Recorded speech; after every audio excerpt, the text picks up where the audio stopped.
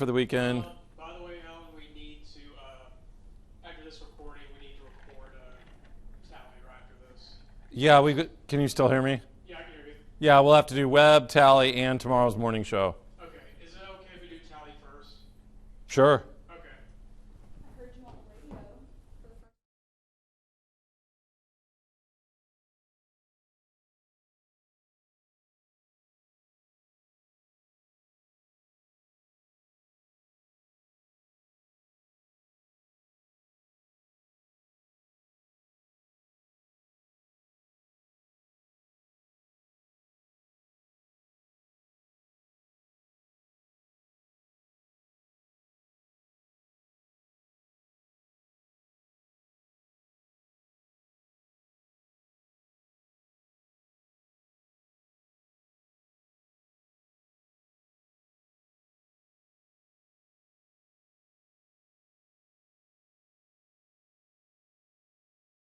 An American fighter jet shot down over Iran.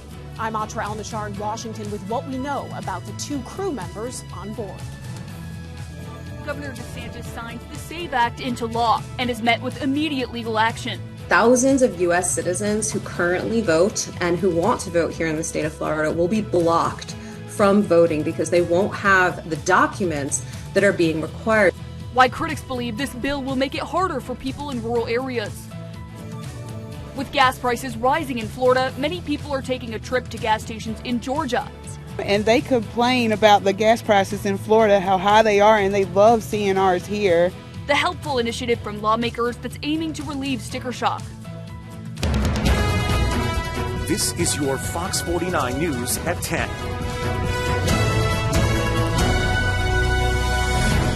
A United States fighter jet has been shot down over Iran for the first time in this war, which is about to stretch into a 6th week. Here's what we know at this hour. One of the 2 American crew members on board has been rescued by U.S. forces and is receiving medical care. The other one is still missing. According to NBC, Iranian authorities are offering a $60,000 reward for the capture of the American pilot. Here's national correspondent Atra El-Nashar with the report.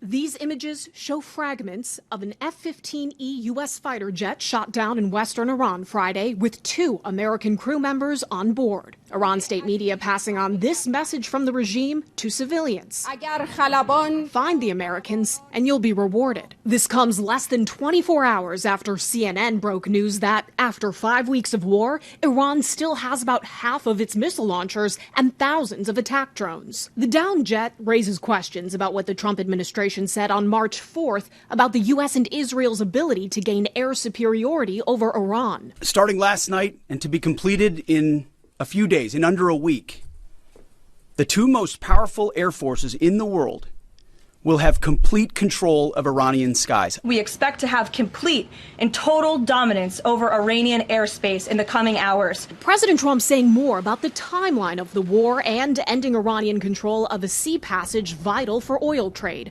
posting Friday morning, with a little more time, we can easily open the Hormuz Strait, take the oil, and make a fortune. It would be a gusher for the world. And inside Iran, President Trump says there's much more to follow after the U.S. struck this bridge near Tehran Thursday, killing 8 people, local officials say. Thursday night, the president said the U.S. military hasn't even started destroying what's left in Iran. Bridges next, then electric power plants. New regime leadership knows what has to be done and has to be done fast.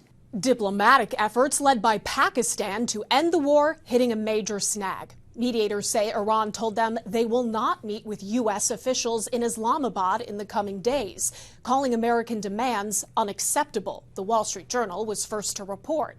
Earlier this week, President Trump claimed Iran asked for a ceasefire. In Washington, I'm Atra El-Nashar. Tonight we spoke with veterans about the preparation many soldiers endure before heading overseas. It's called SEER training, which stands for Survival, Evasion, Resistance, and Escape. It's some of the toughest training the United States military has to offer, and it's designed to prepare service members for worst-case scenarios. In a remote training environment with little comfort or familiarity, some United States military members are pushed to their limit before missions. It's rigorous. It's builds a lot of mental toughness. The program, known as SEER training, teaches troops how to survive in hostile conditions.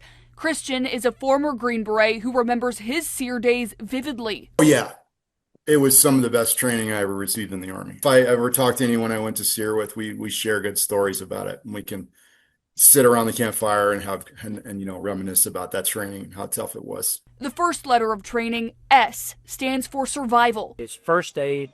It's how to find shelter, how to find food, how to stay warm, or how to stay cool, depending on your environment. E stands for evade. And evade is basically navigation and using camouflage and using the terrain to be able to hide yourself in order to evade capture. In the event a soldier is captured, that's where the letter R comes in, for resistance.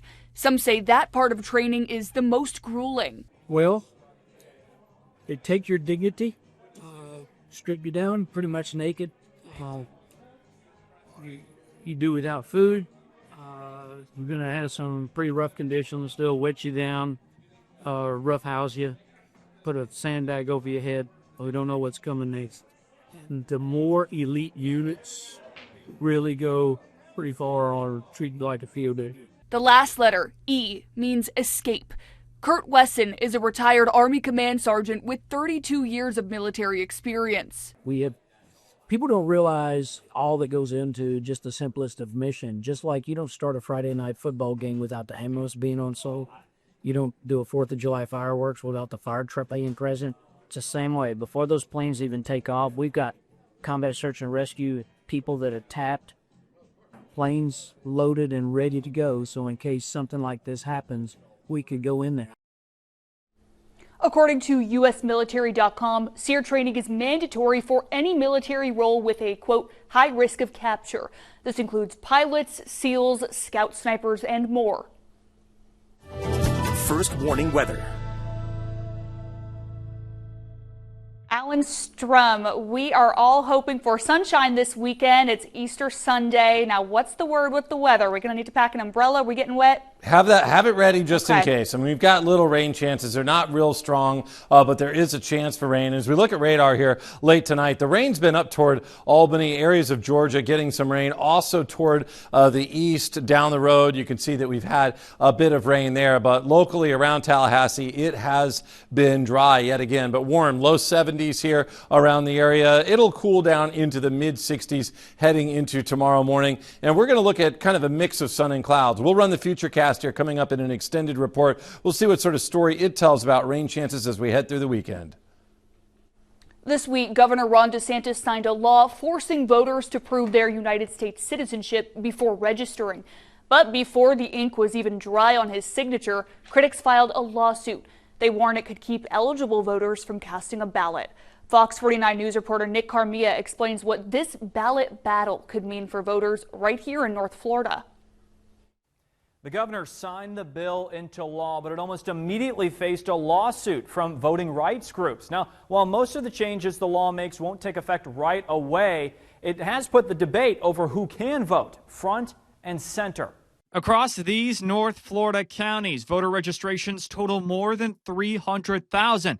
Statewide, voting rights groups warn several of them could run into problems under the new law. Thousands of U.S. citizens who currently vote and who want to vote here in the state of Florida will be blocked from voting because they won't have the documents that are being required. Common Cause Florida, one of 6 groups suing over the law, says the issue isn't non-citizens voting, but eligible voters being left out. Right now, voters don't have to show a passport or birth certificate to register. Instead, they provide a driver's license or social security number and sign an oath. The new law adds another step, requiring documents if the state can't verify citizenship. Governor Ron DeSantis calls it a common sense step. Our Constitution in the state of Florida says only American citizens are allowed to vote in our elections. And so we need to make sure that that is the law. But critics say the system already has safeguards in place.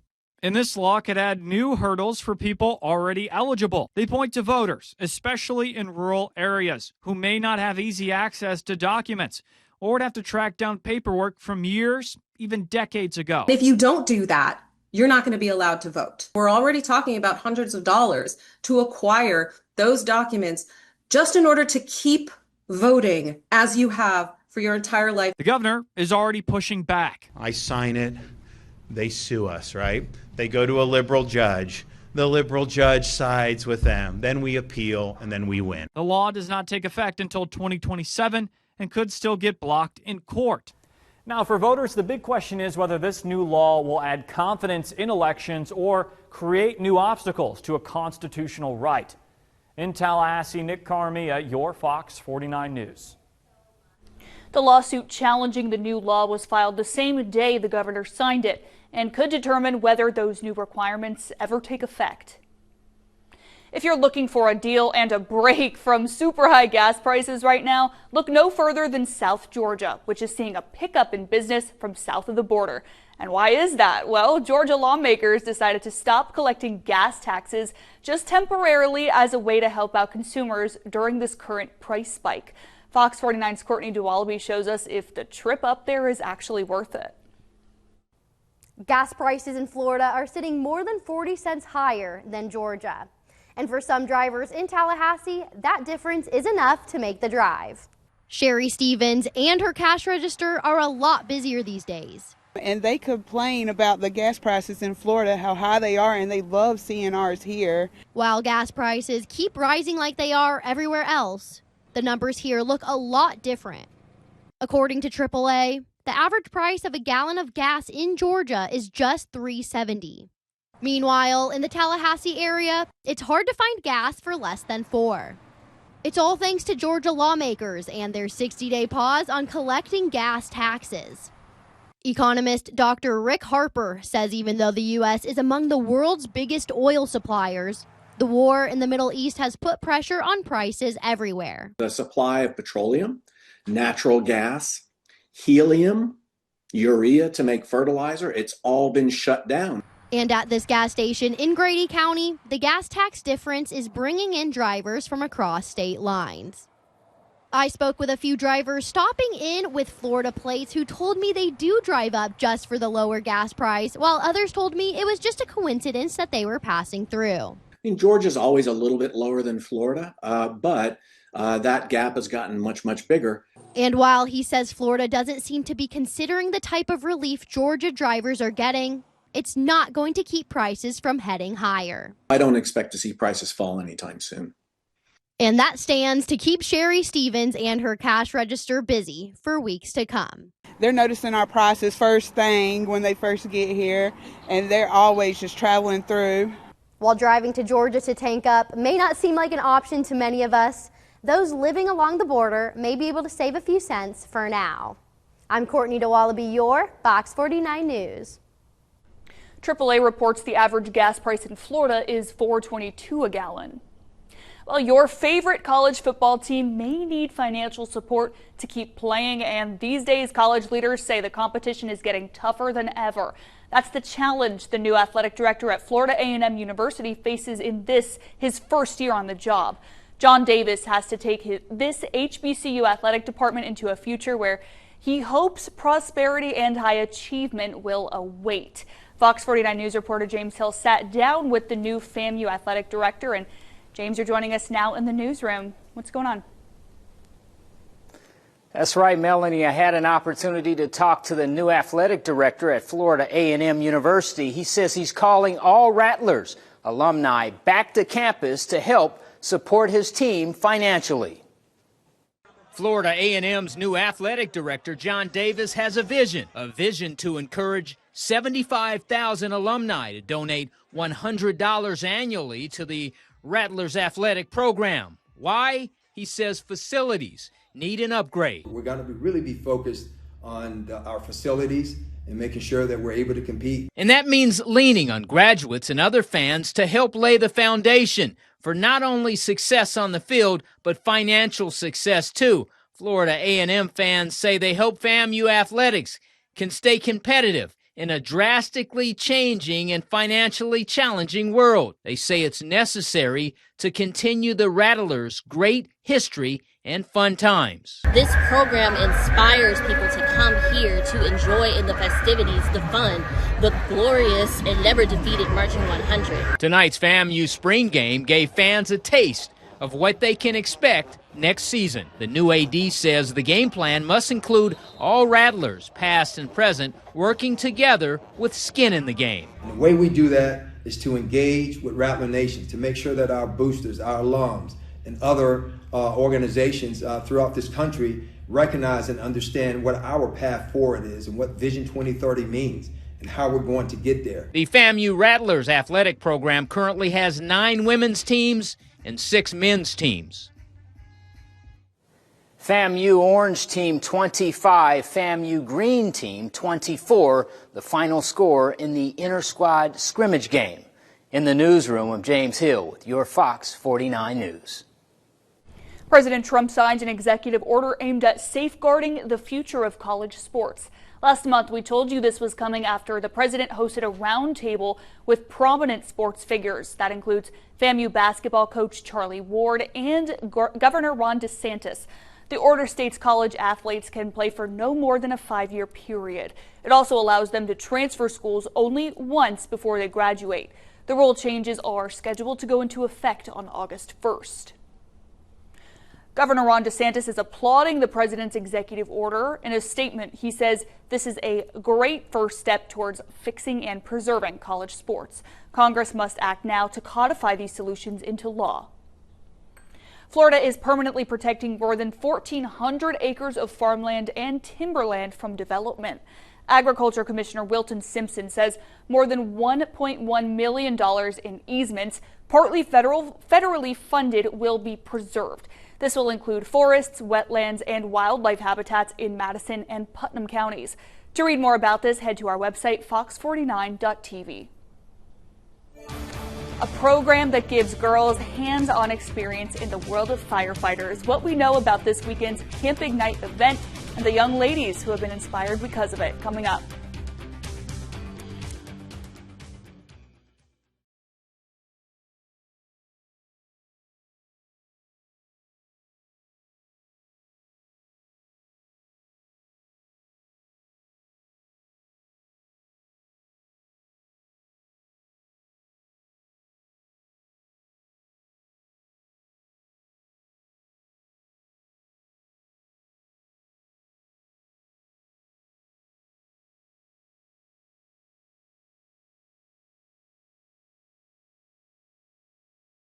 You're watching your Fox 49 News at 10 with Melanie Levy and meteorologist Alan Strom. The Tallahassee Fire Department is working to open doors in a field where women are vastly underrepresented. Through Camp Ignite, young women are getting a hands-on look at firefighting, and as Fox 49 News reporter Jayla Howard shows us, for some it's already shaping their future. From fighting car fires to rappelling down the side of a building, Camp Ignite is a 2-day program designed to introduce young women to the world of fire service while building confidence, leadership, and real-world skills. This is the second year of Camp Ignite, and one returning camper who already completed fire school came back. I did not originally want to be a firefighter, but going through that program at Leon High School, it definitely pushed me into it, and I just fell in love with it since then. According to figures from UCLA, women only make up about 5% of professional firefighters. Programs like this aim to change that by showing girls early on they belong in these spaces. The fire service has always been low on females. We're always trying to recruit, and we feel like if we can show them that they can do it or have a role model, maybe that'll help push them to go into that field. Olivia Zinker says the experience didn't just teach her skills, it gave her a sense of confidence and connection. Even if you don't want to do it, you can learn new things that you might not have known before. And if you're ever in a situation that you would need to know some of these things, then you know it, and you're the one person who might need to help other people learn. And organizers say that kind of impact goes far beyond those pursuing a career in firefighting. And while it may be too early to tell if any of these girls will become professional firefighters, you might say this program sparked the interest of many. In Tallahassee, Jayla Howard, your Fox 49 News. Organizers say they hope to continue growing this program and to inspire more young women to explore careers in the fire service. Sinclair and DAV, Disabled American Veterans, hope you'll join us for Sinclair Cares DAV Community Impact Day. We're saying thank you for your service to American veterans through action. Scan the QR code on your screen to learn about volunteer opportunities or how to make a donation. Sinclair is kickstarting the campaign with a $25,000 donation to DAV. The nonprofit provides a lifetime of support for veterans of all generations. First warning weather. Here is Chief Meteorologist Alan Strunk. Checking the extremes, you'll see that we continue to be much warmer than normal with our temperatures, as you look at that, running way up into the 80s when we should be in the 70s. And we're still looking at right now temperatures in the upper 60s to low 70s around the area as we see current temperatures. And it's not going to cool too much heading through the overnight hours. Radar showing dry weather around here, but there has been some rain and, you know, quite a bit of it in areas of Georgia. You can see still late night patches of rain there. Also other parts of Florida seeing a little bit of rain throughout today and late tonight as we look at that. We've got a front that will head this way, so this one is going to shift here and eventually drop in and bring us a little bit of cooler weather. We'll have a little bit of a cool down for the early part of next week, and you'll notice that. So a little bit of a change once that front moves through. Out ahead of the front now, there's some strong storms, but we're not expecting any rough weather around here. So tomorrow, here's what the Futurecast says. Pretty good breeze coming out of mainly the south or southeast is what we're looking at times. A little breezy there, especially along the coast down there around the Big Bend. And then we're looking at a couple spots of rain potentially around the area. So regionally, we could have rain, but we're going to keep our rain chances on the low side. Our percentage is low here because we just don't have a great chance for that. And then on Sunday, as that front approaches the area, we will have maybe a little bit better chance for rain to fire up along the front or ahead of it around here. But it's not a guarantee. It's really only about a 30% chance as you check the Futurecast. Winds shift around and that cooler air moves in on Monday. Overnight, it's lows down in the mid-60s.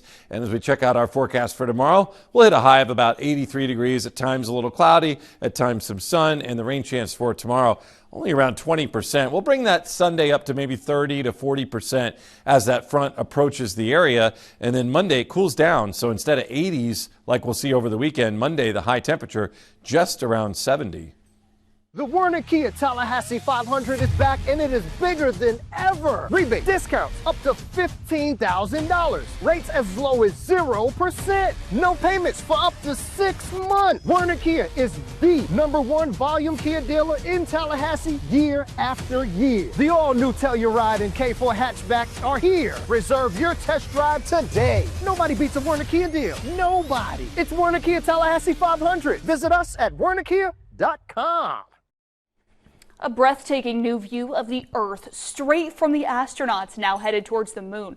Today, NASA released images captured aboard the Artemis II mission.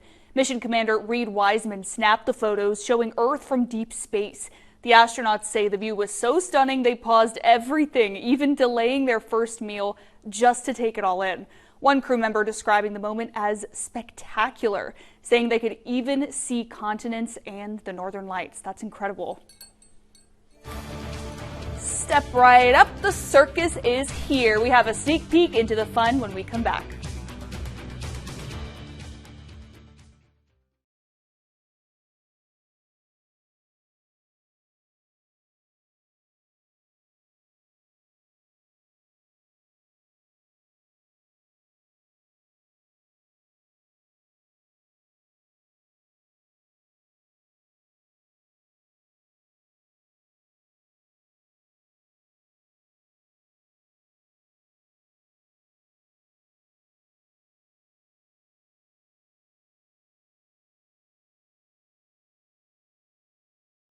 The circus is back in town. The 79th annual Spring Show Series kicks off this weekend. The FSU Flying High Circus presents its newest production, Tall Tales. Visitors can expect a world-class display of local talent featuring aerial artistry, precision acrobatics, and much more. The show runs from now until April 18th. For more information, including how to grab your tickets, head to our website, fox49.tv.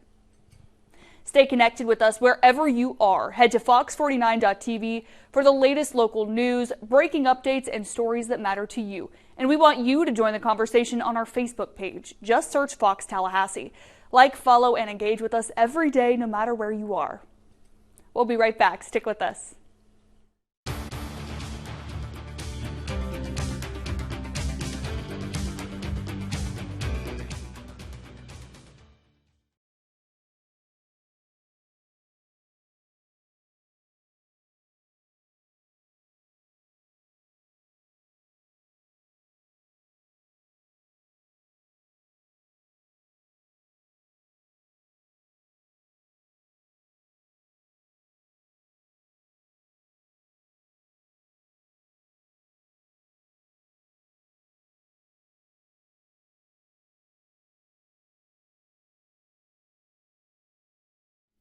Well, a few things happening this weekend with our weather. A little bit of a chance for rain, not much, but a little better chance on Sunday as a front approaches. That'll move through and it changes up things for us. So Monday looks cloudy, but cooler. So we go from these highs in the 80s to a high on Monday of just about 70. And actually throughout next week, I mean, there's small rain chances, but there's a chance. What's your favorite Easter candy?